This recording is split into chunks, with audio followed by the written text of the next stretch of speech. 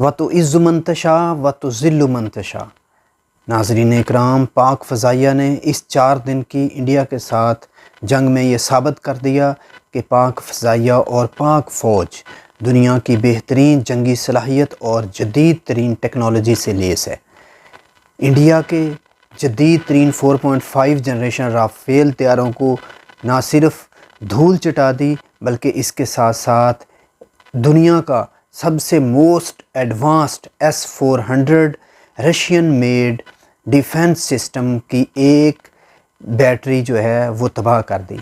ये खासा सिर्फ पाक फ़ज़ाइया के हिस्से में आया।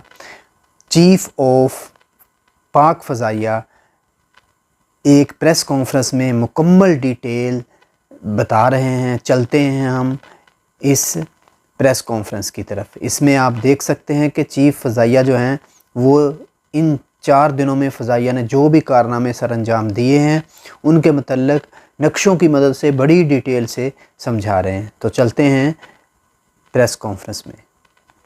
This is the Indian side, this is the Pakistani side. We had some gaps in the north, center, south in AEW just to support it.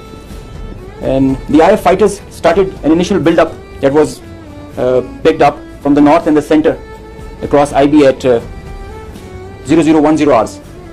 And by that time, PAF had initiated its response within 2 minutes. By 0012, our response was activated. The IF started to get their fighters get airborne in large numbers. By the time it has come to 12:30, we were pretty sure that this is going to be the day and the time to knock some sense into these guys once again. So we commenced our multi-domain operations, the pride and joy and the new concept of war that we have. This is the picture that's getting jumbled up. We have huge number of IF fighters that are stacked up in azimuth and vertical all across, and the PF DCA response is in position. The complete package, when it gets into shape, it is on 4 axes, and we perceive that they will have 4 incisions just to embroil. Up to 60 aircraft, including 14 Rafales, were electronically ID'd by all through our electromagnetic operational environment. We call it the EMO. So by the time they were in air, we had sorted out and contracted all fighters and accounted for. The 60 number that augmented to 72 through their scrambles that kept on coming just to reinforce and supplement and to saturate the air defense. They thought they could do that for the Pakistani ADGE, air defense ground environment. The complete DCA package response by Pakistani side was also there. We had 42 high-tech aircraft on our side, and the strategy was to have force concentration in our selected AOR and fight at our own strength. PF fighters ensured Pakistan's air sovereignty, and because of that, we first rerouted all civilian traffic that was about to go from Lahore, Islamabad and this area, because we thought that this is going to be the hot plate. So we wanted safety for all the civil airliners.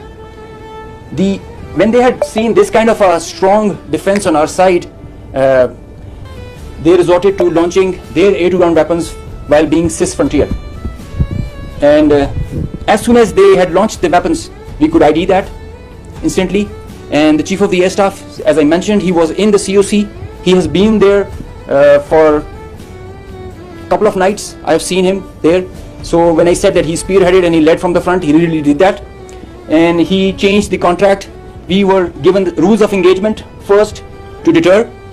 And as soon as this thing happened, we changed our rules of the game in the air from deter to assure kill, deny own loss.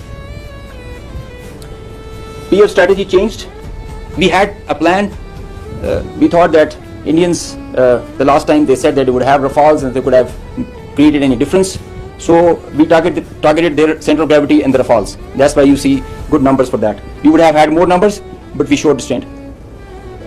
Ladies and gentlemen, the thing about this whole play time was this thing lasted for more than an hour. With so many large number of aircraft, so many large number of aircraft on both sides, with so many grinds, and the flow of the BVR, the modern warfare has changed so much that the long stick, the employment is if you don't shoot, you get shot. So that is why the art was to employ them optimally, and that was a big challenge for us. That is why I say that it has never happened before. These are the locations with the range bearing electronic ID that we think that we are sure that we have shot a MiG-29 was shot 8 miles from LOC, bearing 243 20 nautical miles from Srinagar.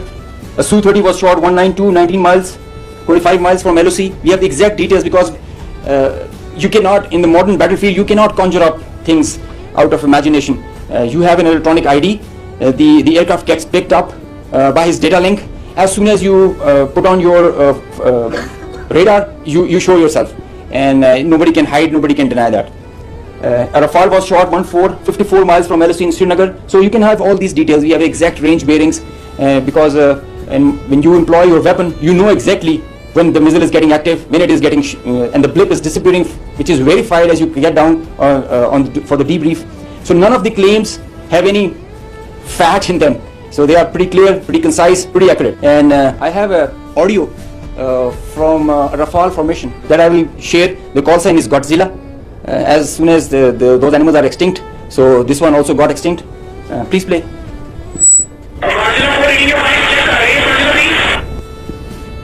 So he's asking whereabouts of his formation member.